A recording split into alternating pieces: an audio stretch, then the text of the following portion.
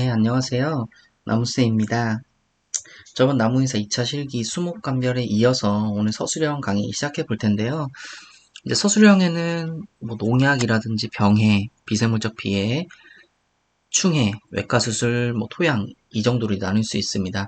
그 중에 이제 충해랑 병해가 가장 많은 비중을 차지하고 가장 중요하기 때문에 충해 쪽이랑 병해 쪽을 먼저 진행해 보도록 하겠습니다. 자, 강의 바로 들어가 보도록 하겠습니다. 자, 나무위사 2차 실기 서술형. 충해는 어떤 충해를 가져왔냐면요. 이제 우리나라에서 가장 많이 발생되고 있는, 가장 많이 피해를 주고 있는 충해들을 가져와 봤습니다.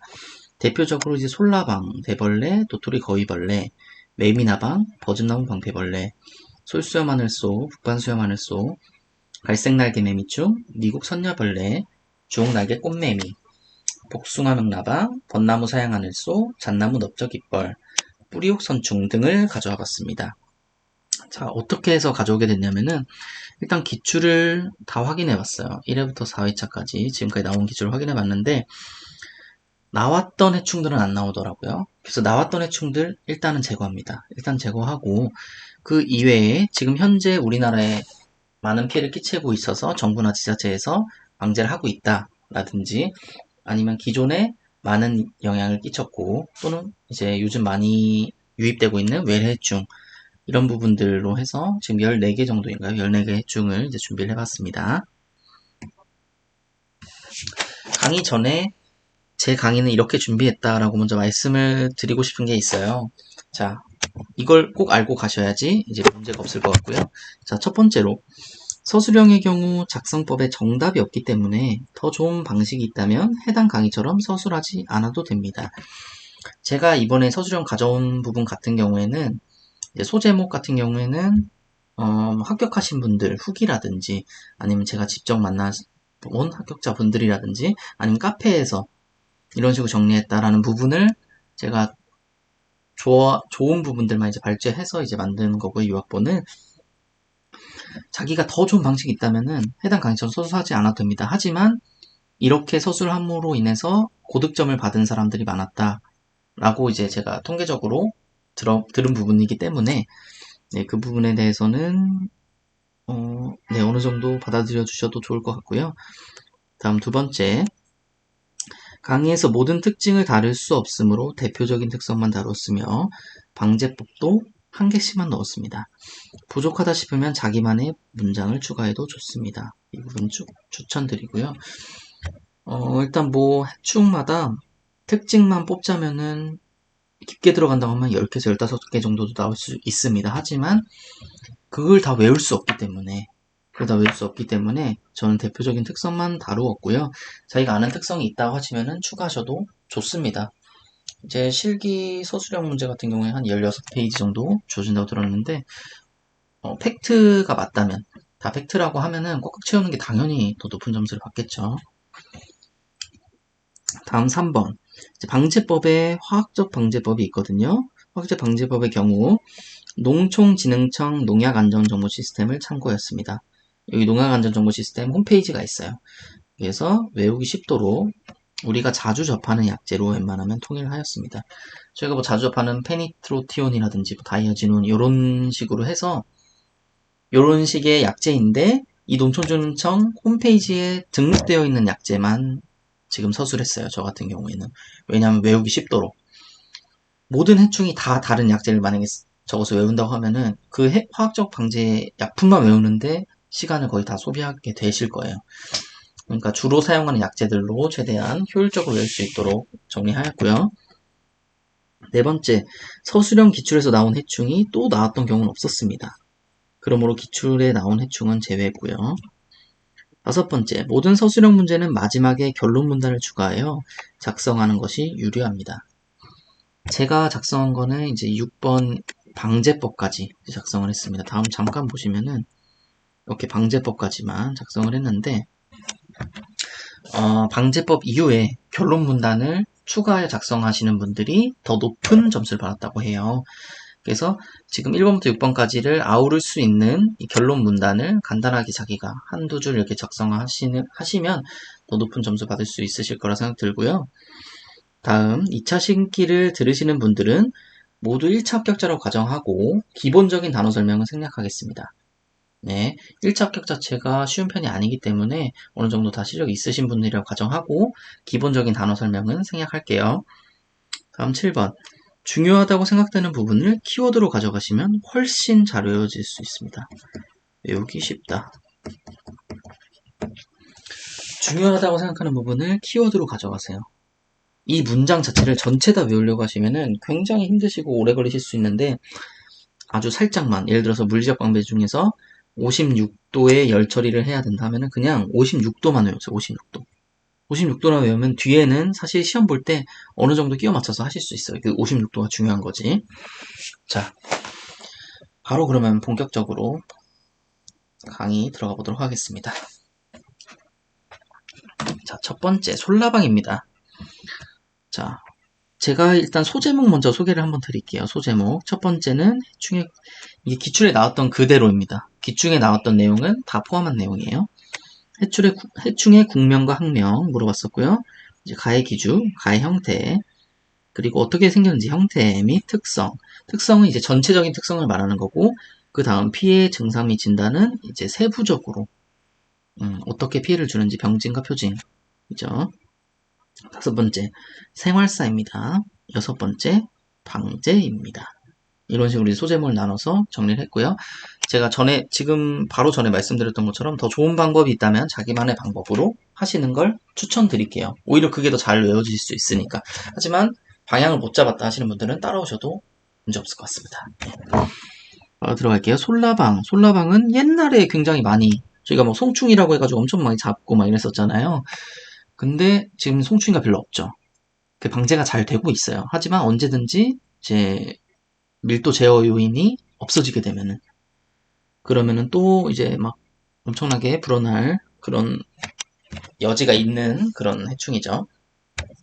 자, 국명은 솔라방이고요. 학명은 덴드로리무스 스펙타빌리스입니다.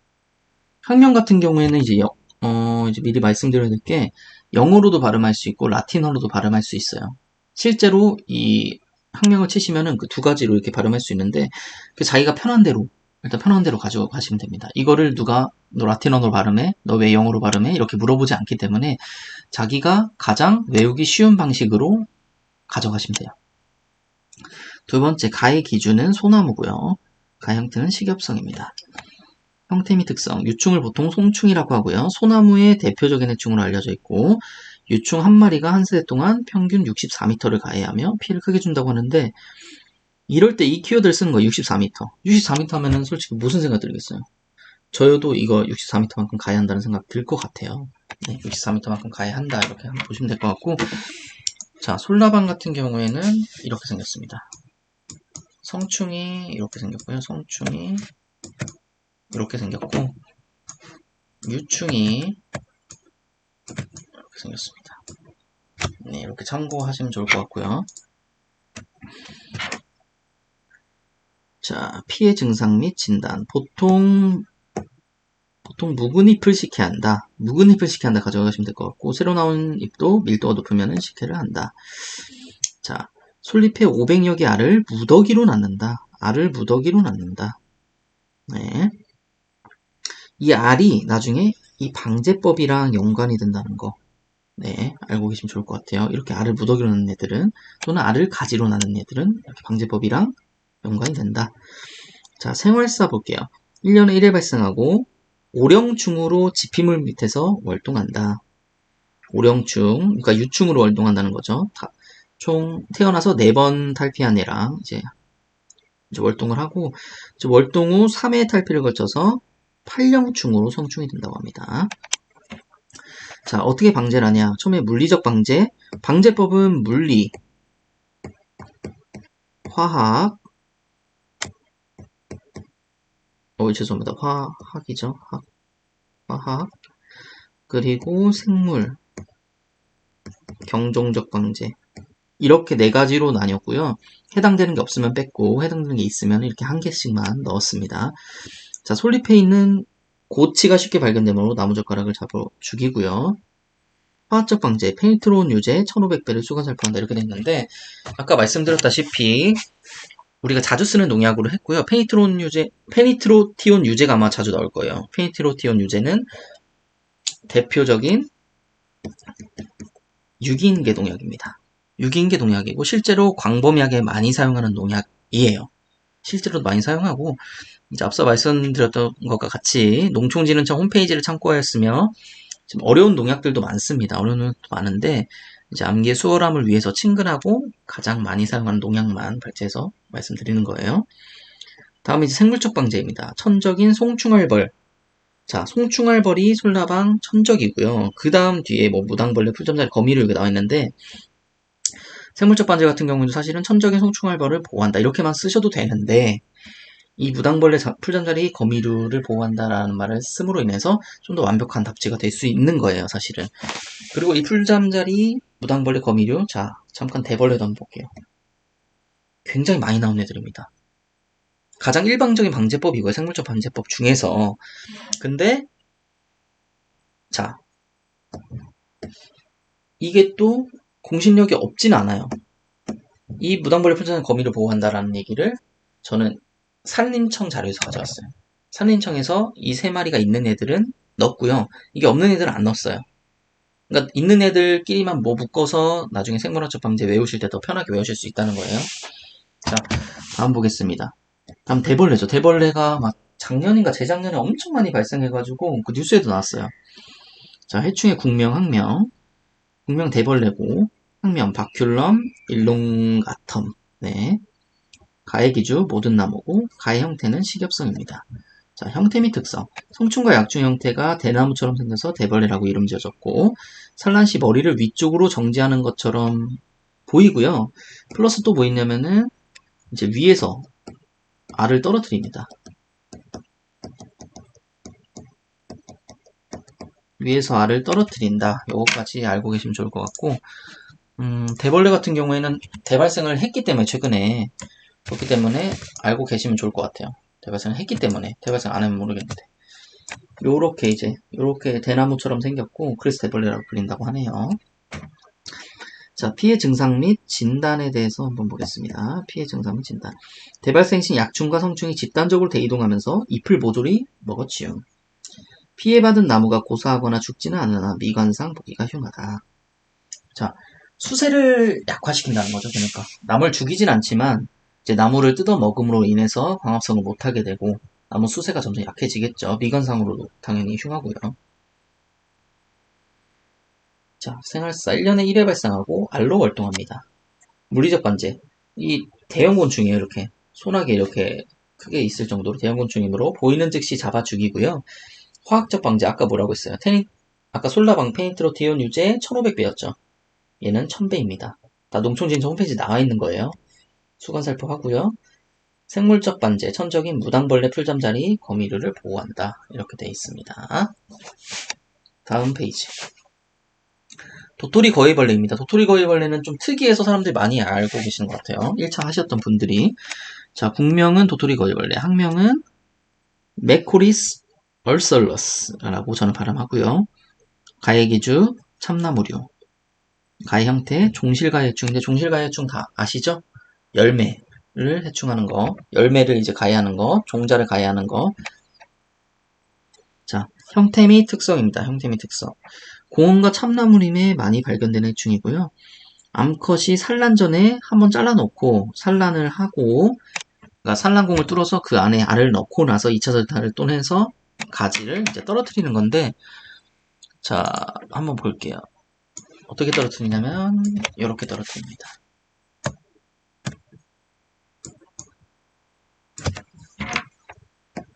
자, 여기 보시면 이렇게 땅에 떨어져 있죠.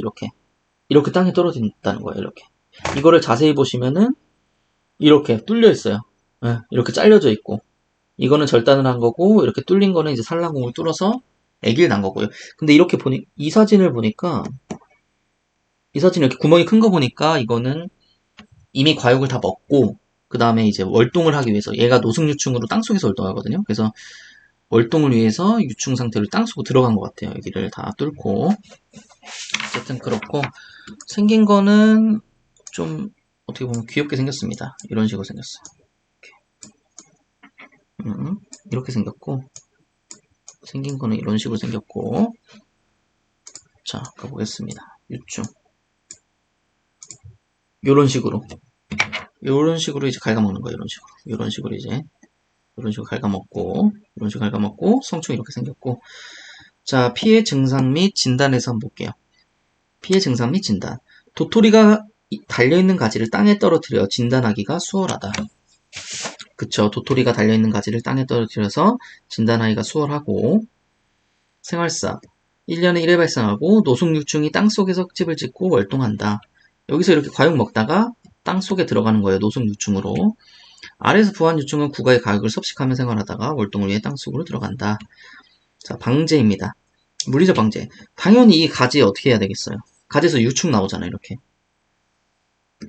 당연한 얘기가 나와요. 도토리가 갈린 가지를 모아서 소각한다. 예, 땅에 묻거나, 땅에 묻진 않죠. 소각을 해야죠, 얘는. 얘는 유일하게 땅에 안 묻습니다. 왜냐면 땅에서 월동하기 때문에. 자, 소각을 해버리고, 유화등 또는 유살등을 이용하여 성충을 잡아 죽이고, 화학적 방제는 아까 솔라방 1500배, 대벌레 1000배를 이어서 저독성인 페노티온 유제 500배를 수강 산포를 한다라고 돼 있는데, 그래서 이 저독성이란 말, 인체 저독성이라는 거예요. 제가 이 페니트론 유제를 가져온 이유 중에 또 두 번째 이유가 많이 사용하고 다들 아셔서 그런 거일 수도 있지만 인체 저독성이기까지 해요. 그러니까 많이 쓰는 거예요. 그러니까 정말 좋은 점 많으니까 많이 쓰겠죠. 자, 다음 매미나방 한번 들어보겠습니다.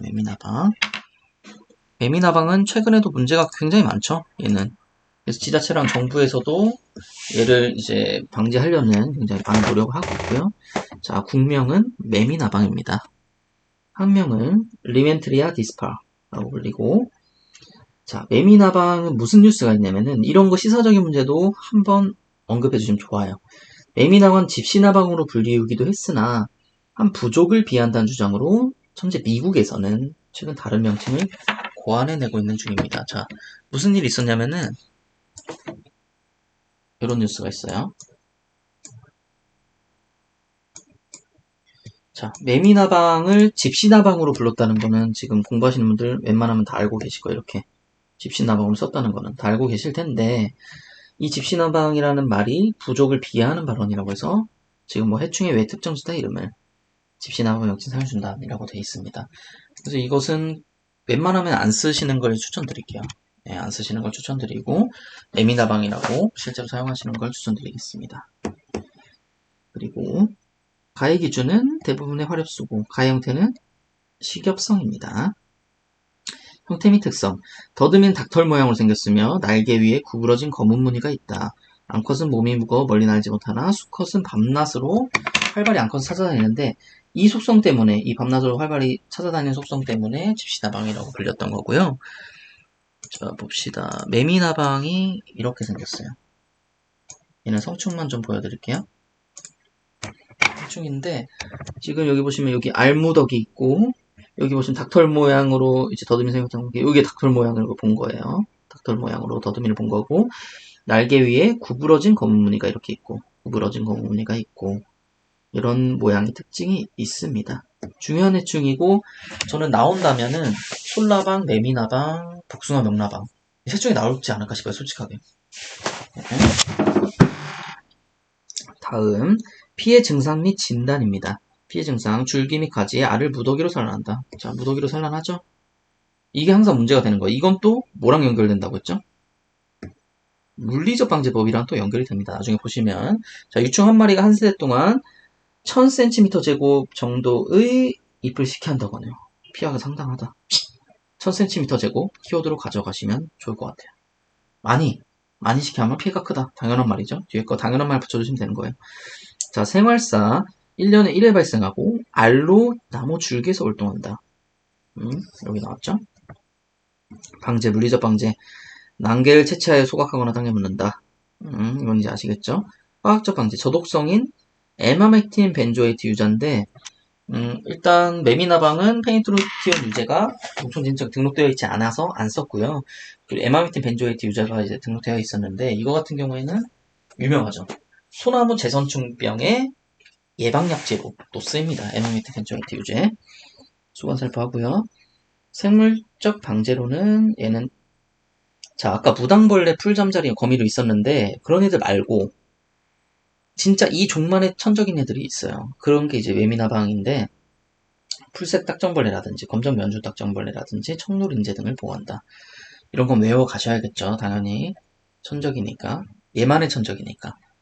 네, 다음 넘어가겠습니다. 다음 버준나무 방패벌레 솔수염 하늘수. 오늘은 여기까지 일단 할게요. 솔수염 하늘수까지만 할게요. 자, 버준나무 방패벌레입니다. 1차 필기 3회차에 때, 자, 나무의사 3회차 때 1차 필기에서 나왔었고요. 한번 다뤘던 이어서 시험에서 그래서 넣었습니다. 국명은 버준나무 방패벌레고, 학명 코리수차 칠리아타, 이렇게, 네, 저는 이렇게 외웠어요. 자, 가해 기주 버즘나무고, 가해 형태 흡집성이다. 방패벌레는 다 흡집성이죠. 형태 및 특성, 성충의 몸 길이가 3mm 정도로 가슴과 날개가 반조명 유백색이다. 자, 3mm라는 이 말을 적은 이유는, 내가 좀 더 이렇게 깊이 알고 있다. 이 방패벌레의 크기도 내가 어느 정도 알고 있다. 사실 다른 애들 같은 경우에는 좀 그래요. 좀 이렇게 설명하기가 좀 그런데, 이제 방패벌레 같은 경우에는 3mm라고 하면은, 어느 정도 크기, 이 정도 크기구나 라고 내가 어느 정도 이해하고 있는 것으로 이제 알 수 있기 때문에, 이런 구체적인 수치를 적어주는 것도 이제 전략 중 하나가 될 수 있겠고요. 자, 두 번째, 2령 유충보다 3령충의 색이 더 진하다. 암갈색. 자, 이렇게 있는데 또 안 볼 수가 없겠죠. 버튼나무 방패벌레. 성충과 유충이 이렇게 생겼습니다. 자, 성충과 유충이 이렇게 생겼고, 보시면은 여기 왼쪽이 이제 유충입니다. 그래서 1령 유충보다 3령충일 때 이 암갈색, 요런 암갈색의 색이 더 진하다고 하는 거고요. 얘는 보니까 3령충 정도 되겠죠. 자, 오른쪽 같은 경우에는 성충인데 가슴과 날개가 반투명한 유백색이다. 이래서 유백색이라고 하는 겁니다. 직접 보시면 이제 이해가 더 잘 가실 거고요. 네 번째, 피해 증상 및 진단. 성충과 약충이 잎 뒷면에 수액을 빨아먹어 잎이 탈색된다. 이게 뒷면이고요. 얘네 뒷면에서 지금 빨아먹고 있는 거고요. 앞이 탈색이 됩니다. 앞에 보시면은 점점점점 점점점점점점점점점점 이렇게 되는데 대표적인 이제 방패벌레 병증이고, 탈피각과 배설물이 잎 뒷면에 남아있어 응애류의 피해와 구별된다. 요런 게 이제 배설물이라는 거예요. 배설물과 탈피각. 탈피각은 탈피하면서 벗겨낸 껍데기, 배설물, 똥 싼 거죠. 이게 응애류의 피해와 구분이 되고요. 다음 생활사입니다. 1년에 3회 발생하고 수피 틈에서 성충으로 월동한다. 자, 1년에 3회 발생하고 성충으로 월동한다. 방패벌레는 예외 없이 전부 다 성충으로 월동하죠. 그리고 웬만한 애들 다 3에서 5회 정도 가야 하고요. 이건 1회에서 하셔서 아실 거라 생각하고, 자, 방제, 물리적 방제입니다. 피해 잎을 소각하거나 땅에 묻는다. 얘도 잎의 피해를 직접적으로 줬기 때문에, 그리고 잎에 있기 때문에 여기 소각하거나 땅에 묻으면은 직접적으로 이제 막을 수 있다는 거예요. 화학적 방제. 방패벌레도 이제 페니트로티온 유제가 아니고 에토펜프록스 수화제입니다. 이제 농촌진짜와 마찬가지로 등록되어 있는 거고, 수건 살포합니다. 에토펜프록스 수화제. 생물적 방제는 똑같습니다. 무당벌레 풀잠자리 거미를 보호한다. 이 내용이 있어서 적은 거예요. 다음 정말 중요한 해충이죠. 솔수염 하늘수입니다. 국명 솔수염 하늘수고요. 학명 모노카무스 알터나투스. 자, 가해 기주 소나무류. 가해 형태는 청공성입니다. 형태 및 특성. 성충의 몸 길이는 18에서 28mm로 채색은 젓갈색이다 라고 되어 있는데 굉장히 작죠. 하늘소인데 굉장히 작죠. 이 정도면 한 2cm 정도 된다는 거, 2cm 정도. 이 해충이 주는 직접적인 피해는 크지 않으나 소나무 재성충 4개충이기 때문에 문제충으로 취급한다 고 되어 있습니다. 자, 솔수염 하늘소 어떻게 생긴지 다들 알고 계시겠죠? 이렇게. 이걸 이제 젓갈색으로 본 거예요. 사람들은. 솔수염 하늘소 이렇게 생겼고, 자, 이어서 보겠습니다. 피해 증상 및 진단. 이제 하늘소이기 때문에 천공을 하기 때문에 수피와 목질부 사이에 목설이 밀집되어 있고, 암컷은 입으로 수피에 3mm 정도의 상처를 내고 한 개씩 산란하며 한 마리당 평균 100개 정도의 알을 낳는다고 합니다. 굉장히 많이 낳는 거죠. 3mm를 뜯어서 한 개를 낳는데 그거를 100번이나 한다는 거예요. 한 마리당. 자, 생활사 1년에 1회 발생하고 유충으로 활동합니다. 우화 최성기는 6월 중순이고 가장 많은 우화했을 때 가장 많은 우화 탈출 시간은 10시에서 12시입니다. 낮이죠, 아침. 때 가장 많이 탈출하고 6월 중순에 탈출하고 우화 최성기고, 방제는 이제 방제법 같은 경우에는 지금 소나무 재선충 방제법이랑 똑같아요, 사실은. 왜냐하면 얘가 소나무 재성충을 매게 하는 게 가장 큰 문제이기 때문에 그걸 방지하는 방법이고, 그래서 나무를 56도에서 30분 이상, 60도 이상에서는 1분 이상 열처리 실시하고, 화학적 방제는 자, 티아클로프리드 액상수화제인데 여기 약간 말장난 같은 부분인데 되게 신기한 게 있어요. 티아클로 처음에 티아클로죠. 티아클로인데 얘는 클로티아예요. 둘이 반대로 돼 있어요. 티아클로프리드. 반대로 클로티아, 이 니딘. 그러니까 프리드랑 니딘만 외우면 되겠죠. 액상수화제니까 둘 다. 그걸 살포한다. 생물적 방제. 기능성 청적인 가시고치벌, 개미침벌을 보호한다. 이게 좀 유명한 애들이죠. 자, 오늘은 여기까지 이제 하고요. 이 다음 해충들 다음에 또 들어가 보도록 하겠습니다. 다음에 뭐 북방수염하는 수부터 시작인데 오늘도 제 강의를 들어주셔서 정말 감사합니다.